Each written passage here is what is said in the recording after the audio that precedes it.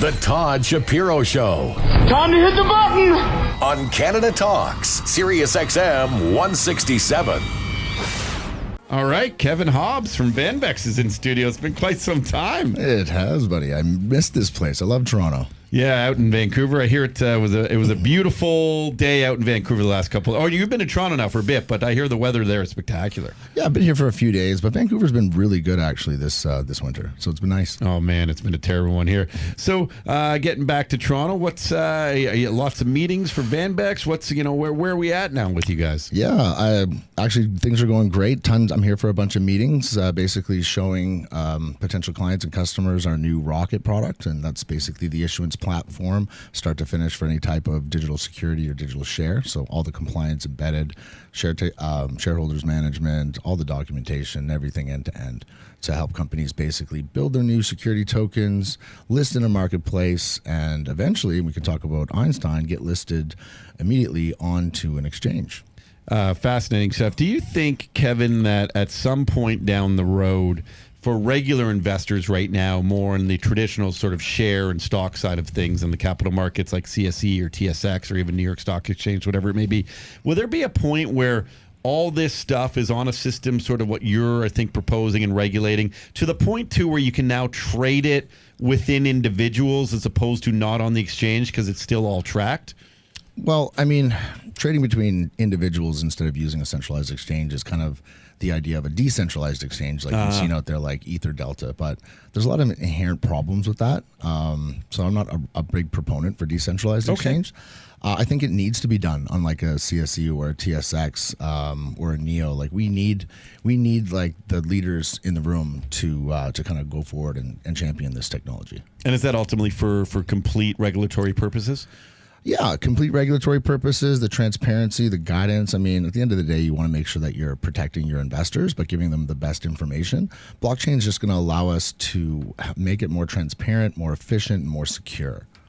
Sitting on the board of directors, actually, of a publicly traded companies, I never realized how much goes into like the reporting for companies when you're on an exchange. And again, it's about protecting the shareholders. It's and the exchanges demand the reporting. Is that something you built in a Rocket? That's right. So all of the documentation that's required in a traditional trade or to list your stock or anything like that, all that gets uploaded and attached to the issuer on the platform or the investor, and it stays there to be audited at any point. So any type of compliance documents that you need, AML, KYC, offering documents, subscription agreements, SAFT, accredited investors certs, director's resolution, voting, dividends, all gets done on the platform, all gets tracked. And with one of our new products, crypto taxes, you can actually reconcile all of your trades and to be able to pay your taxes in real time. A lot of people don't prepare for sort of what taxes come with investments and money that you might make, and forget to set that aside for those investments, don't they? That's true. Yeah, and I mean the CRA has kind of gone out for a while with some standards talking about how they view cryptocurrencies as commodities, and I don't think that's changed at any point now. So you're still going to have to kind of record your gains or losses and report those. So will cryptocurrencies themselves be on exchanges one day? Well, I mean, cryptocurrencies on exchanges, like on where stocks are traded. Well, yeah, I view most cryptocurrencies as either a commodity or a representation of something in a company. Most cryptocurrencies that are out there today do more likely represent a security than they do an actual currency. Sure. So eventually, yeah, there's some out there that will be listed. Like we're in talks with many exchanges globally, and that's one of the reasons why Rocket's gaining such traction right now, because it's like a barrier to entry, so that these exchanges can list these security tokens in a way that they don't have to be worried that they're going to get offside with the regulators. And is it a costly expenditure to get listed within Rocket and then an exchange? Is that something that companies need to budget for? It can be. So depending on how you're listing and what you're doing, I mean, it can cost you in a traditional sense anywhere from $30,000-$50,000 just for your legal, which you're gonna have to do anyways. Yeah. And then probably over $100,000 depending on where you're listing and what you're doing, and maybe more. Some listings are costing $250,000 and up. Do companies typically have a plan in place to go public, to in this case security tokens to go public? I mean, is that, we always hear this, Levi Strauss went public today. Is that part of like planning and sort of when you put your business plan together, is that part of most people's goals?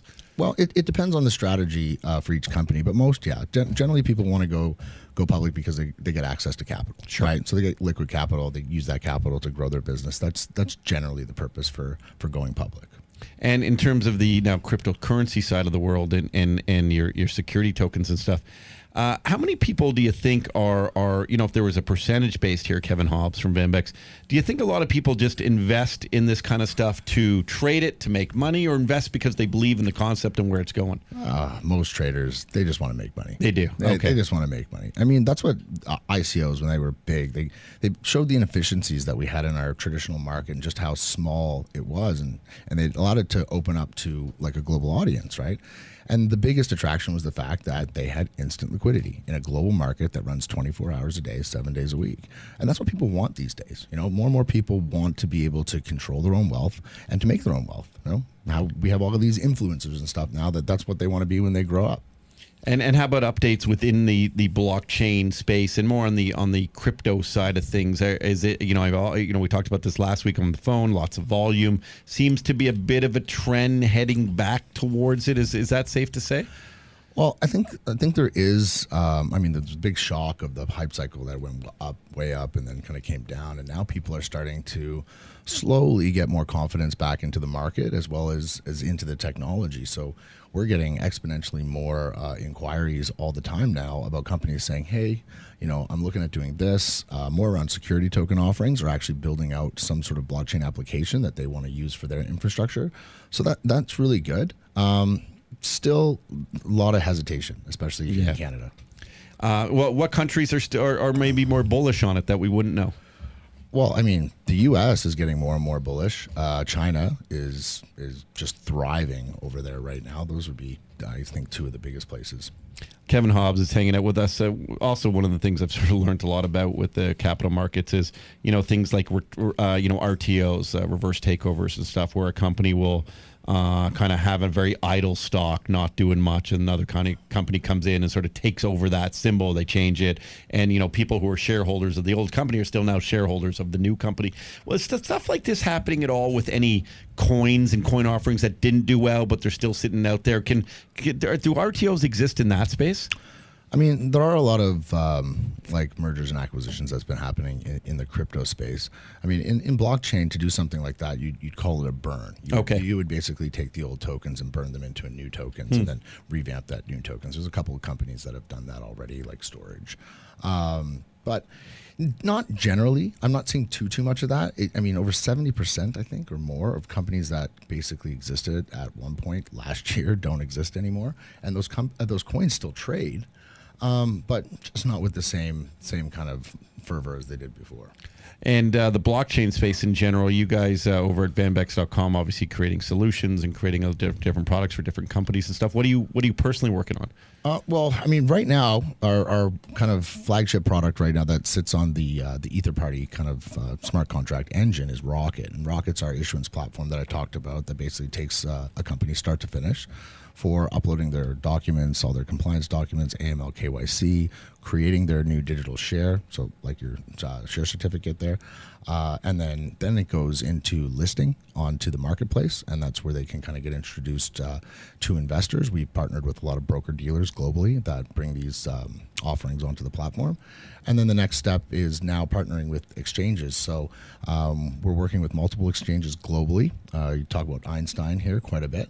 So this just kind of happened, which is great. Einstein is now able to list security tokens. So any token offering or security token offering that comes through Rocket and does all the compliance start to finish will get immediate listing onto Einstein. So that was one of the big problems with security tokens is no exchanges will list them. And now we're starting to see them do that. And Einstein's the first in Canada. And of course, part of that reason is because of compliance, right? You just want to make sure that you have now documented proof, transparent proof that everything's been on the up and up, and you can sort of reconcile perfectly. And that's one of the things that people fear about the industry, but you're really proving these solutions out. Yeah, our solution seems to be the only one one that's actually putting full compliance on the blockchain. We have a new security token standard. Actually, we're calling it the SCC, the Smart Compliance contract. I like it. And so it's multiple smart contracts that talk to each other to allow different levels of governance features and criteria that all intermingle. So one of the things that we've done is we've actually built a smart contract that's kind of on top of it, almost like a master smart contract on top of the token contract that you can give to an exchange or a regulator, and they have their own independent controls. So that means that a regulator, like they do now, if your company goes offside for any reason, they, like in a traditional world, you can halt trading. Sure. You can't do that in the crypto space currently. Well, with our new token standards, you can. A little red flag will go off, a little... Well, these are full controls that the exchange or the regulators can get for themselves for every listing. Like a toggle to actually stop it from trading if they suspect something. That's right. Fantastic. They can stop, not just stop the token from trading, they can stop that issuer from issuing new tokens. They can stop them from issuing a new smart contract to raise funds and stop them from trading, so they won't move at all. And it's an on and off. So we've built toggles for multiple things inside a token. So a lot of things stay dormant, like dividends and things like that. So you can, it's like, say a company doesn't offer dividends right away, they get profitable, they want to do that. Well, the issuer can go inside the token and turn dividends on, and then we do that on the platform now. So it's much more complex contract, but it allows for the things that the regulators and the exchanges are looking for to give them those warm, fuzzy feelings that they know that these companies are compliant, they're safe, you're not going to have any illegal secondary market trading, and so on and so forth. So that's kind of how we built it. Like, it's end-to-end compliance. Kevin Hobbs hanging out with us. Is this sort of, in a way, the hazard of a new industry and a new emerging industry? Is that you gotta learn sort of and grow and then create these types of solutions as you learn, in a way, from failure within it as well. And, a great example that you could say the car industry. Look how long it's taken to get, airbags legal within them. How many accidents and people's deaths did it take for that to happen? And seat belts in the day, and when I was driving, just went around my waist. Now, of course, they go across your shoulder. So is it fair to say that the industry kind of maybe took off too soon, but it had some of its failures to get some of these things into place? Well, yeah, the industry, a lot of people in the space that, in my opinion, didn't really have a good grasp of what blockchain technology is and what it can do. They basically promised everything, and they made everybody out there who was listening at the time believe that blockchain was a solution for absolutely everything in the world, and that's just really not true. I mean, we're still in much respect in like a dial-up phase, if you want to compare it to the industry, but we are moving more progressively to where we're sitting down and saying, okay, there are a lot of good things about this technology. The genie's out of the bottle. It's not going back in. So let's look at what this can really do. So now we're seeing real solutions being built where we weren't before. There's some great memes out there that shows like the hype cycle of the blockchain and picture of this horse, and the back half is really detailed and looks like this great horse, and then the front half, when you're actually supposed to deliver it, looks like a 3-year-old. So I mean, it's just something that we've evolved all together. A lot of spaces, from whether it was .com to blockchain, you see things have sort of highs and lows and stuff. But eventually, and I think this happens in all industry. Cream rises to the crop, and that's probably a healthy approach. Of course, you don't really want people to fail, but you need the best to survive. And I guess that's sort of, what you guys are trying to prove out here at Vanbex. Oh, I appreciate that. Yeah, I mean, we've been around since 2013. We've been through about, 6 or 7 kind of hype cycles in the space, this one being the biggest and longest so far. But we're still here. We're still evolving. We're still doing the same things that we did before with a lot of kind of added services that we didn't do when we first started up. Our development arm is becoming more and more prominent than our consulting arm, but we still get a lot of both. And our development is becoming more and more like concrete. Like, we're really proving these solutions out. We're proving it can work. And so now that we've done that, because we've been kind of quiet with our own marketing and stuff lately, now we're just going out with a big bang. We're getting a lot of validation about our platform now. Do you worry about other industries in terms of bubbles and things, whether it's pot stocks or housing industries? Like, I mean, you're so ingrained with this vision and knowledge and stuff and following it. Do you have fear about other industries? Well, I mean, I look at it at any type of kind of new industry, new technology, or emerging technology. Anytime we have, like, if you look at the pot space, I mean, people have been trying to make this legal for a long time, especially in Canada. So it was almost like wow, when it happened, it was this big explosion, right? And in Canada, we had a couple hype cycles with the pot. It was going to be legal at a certain date. They changed that, so it kind of went up, and then it went down, and then it went legal last year, and then it went up, and then it kind of went down again. And now it's kind of evening out, and then people are looking at solutions in the space in a more practical way. Okay, it's here to stay. So how do we make this more efficient and more better? Terrible English there. But so you're looking, people in the pot industry are actually now working with people in the blockchain space to do things, like the tracking from seed to sale and things like that. And in terms of your success in this industry, do you have a lot of I've not really asked you this before, but do you have a lot of bigger kind of names we might recognize or be familiar with in the business community? Reach out, pick your brain, try and figure out where the community is going. I mean, has that happened to you, Kevin? I mean, we've talked to a lot of, I think, prominent people in this space from time to time about it. You see a lot of politicians going to a lot of these conferences now and trying to learn about it. Where we were at recently? Oh, geez, no, I can't remember. His son is on. Anyways, I'll get back to that. I was just speaking with him. He's a U.S. politician, and he was all about kind of libertarian movement and decentralization. He was speaking at one of the blockchain space, and I got to talk a lot with him. And if I could look at my phone, I could tell you who sure. he is. But a little closer to the mic, sorry, Kevin. Sorry about that. No problem. And then you have guys that are talking about it, like the Elon Musks. We've got Patrick Byrne from Overstock. He's kind of in the space that's really big. And then Richard Branson talks about it. He has that trip at his island every year for blockchain. There's a lot of people getting into it. And there's just a lot of people that are really hesitant. I think that the entertainment space is going to really blow up when it comes to blockchain soon. And one of the things, we've talked about this in the past, but it really is an issue that I think not enough people talk about are sort of data breaches and data breaching. Even sort of Facebook. I read today that Facebook would be sort of capturing all your personal conversations too and things, and that goes somewhere. I mean, how important is it, and maybe this even goes beyond the blockchain, but how important is it for a regular day internet user who is so easily handing over their information to people and all their data and really all their privacy, everything? There's no privacy anymore. But how important is it, A, for us to recognize that, and then B, for solutions to come in place to really protect the user? I mean, it is really important. I mean, we want to own our own data. We want to share it with who we want to share it with, and we don't want people kind of intruding on our data. That's one aspect of it as like a citizen in space. But then you look at governments and stuff like that, and they want to see everything that you're doing. Mm-hmm. So it's this push and pull with kind of what the government wants and then what society wants. And what happens is when one goes too far one way, you get pushed back from the other side. But the giving and taking away permissions of data, I think, is super important, and it's something that, when we're talking about the blockchain space, is now giving us the ability to do that, especially in like healthcare. And you even shared with us a few weeks back on how you're looking to give people the solution to say, hey, if you want to share your data, you can, but you can now profit off it too. Let's make sure there's some rev share in it. Yeah, I mean, so that kind of talks about like digital rights management, if you're thinking about film or music or anything like that. Napster kind of took the power away from your Tower Records and so on and so forth, and kind of spread it out to do like the sharing of music, but never really help the artists, right? They still, were kind of left not making too much money, but blockchain technology gives these artists the ability to stream in the places they want to stream and get paid and charge for what they want to charge for that, and let who they want to listen to it, and maybe other people not.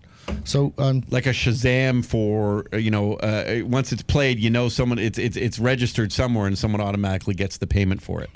Yeah, so I mean that's you can basically have it on a platform where you, similar to like a YouTube or something like that, and someone would log on, and on YouTube they have like those Vivo channels and things like that. So the artists could have their own channel, and to get through kind of that barrier to entry, that gate, they could have, say, like a digital wallet, and then they would pay for that, right? And then when they came outside of that channel, maybe that's the only place that artist wants it to be played. Or if you purchase it, you're allowed to then take it to your other mediums, but you're not allowed to share it. So I own it, but I can't share it with you in some way, right? And within blockchain, are they educating? Are there educational programs? Is curriculum picking up on this at all? Are there chats about the space and the technology beyond nerds like you, Kevin, who just understand it far greater than the rest of us? Yeah, I mean, lots of universities are working on this. I think it's Ryerson here that put together a blockchain course. One of our educational partners is the University of British Columbia, and they have blockchain at UBC there, and they're doing a lot of really great things. We've taught courses up there for the last couple of years. Sorry, just taking a drink of water. It's a lot for me to take in.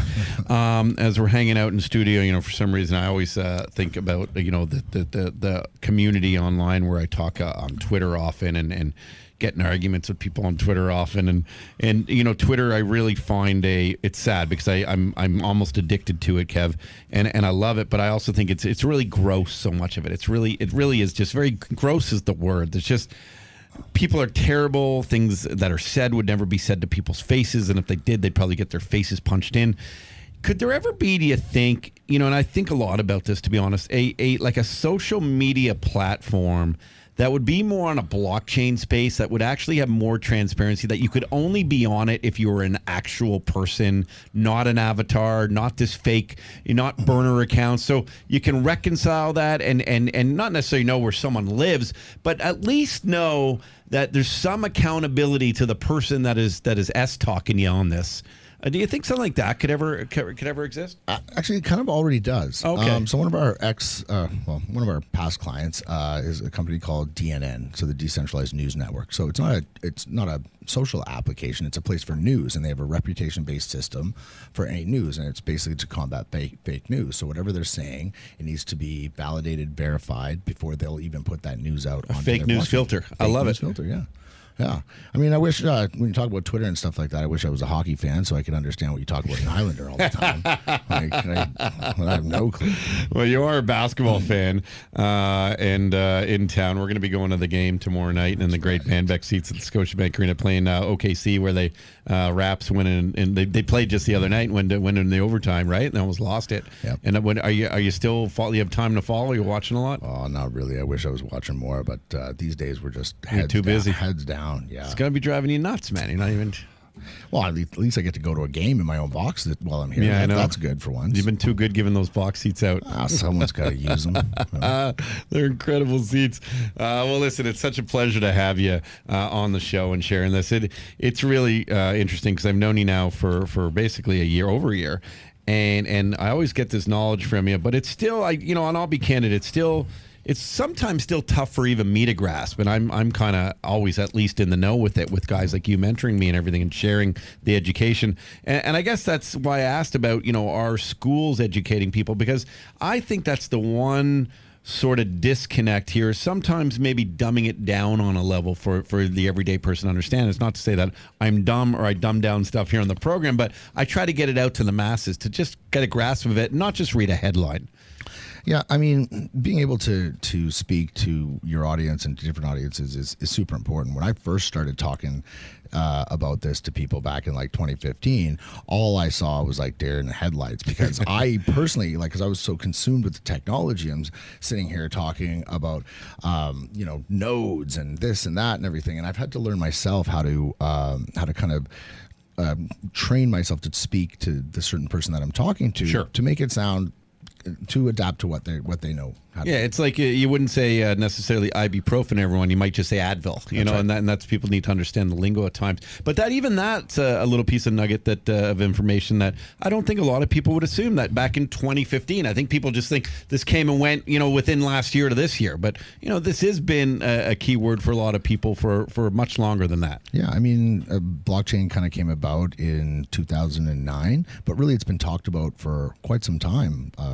Decades. Smart contracts were proposed in 1996 by a guy named Nick Szabo, who we've worked with, and then blockchain was basically the vehicle, the foundation that smart contracts were able to be built on. But until blockchain, you couldn't do smart contracts. But the idea was proposed a long time ago.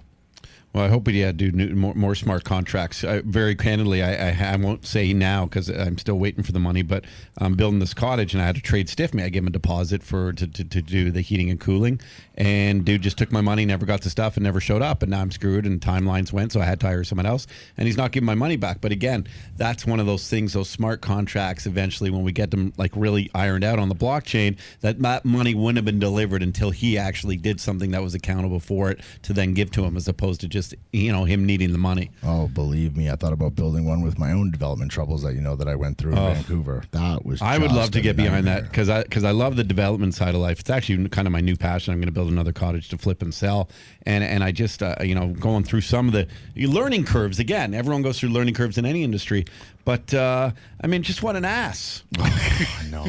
And then I found out he was in Paris. Well, True story. On your money. And he said to me, I'm going to get your money back. I'm like, yeah, I just paid for your trip. I doubt it. I'll see you in court. But anyway, a smart contract would help that. And maybe ban his flight from, him booking a trip. That would be good if they know you owe you money. They're just like, oh, no, you can't until the smart contract's registered. It goes to the airlines, too, so they can't take off on you. Well, in a smart contract, it would sit there, so he wouldn't even have access to it. That's right. Right? So technically, both you guys would have access to it, and you'd have like an arbiter in the middle. Just say it was me or someone else, and we'd all hold a key. And, if we all agreed that the job was done, the money would get released. And if we didn't, we'd have to figure it out until it did. Man, yeah, that'd be great. Although a lot of lawyers are freaking out right now. What about my money? Believe me. Kevin Hobbs. Okay, well, listen, man, great catching up with you. Stick around. We're going to get Nick Alberga in just a moment to talk about the NHL, and as we drive towards the playoffs. I know Kev's not a big NHL guy, but we do appreciate Vanbex's support of the program and, of course, your knowledge that you bring on. Thanks, my man. As always, buddy, love being here. Thank you, sir. Kevin Hobbs from Vanbex. This is the Todd Shapiro Show on Canada Talks, SiriusXM 167.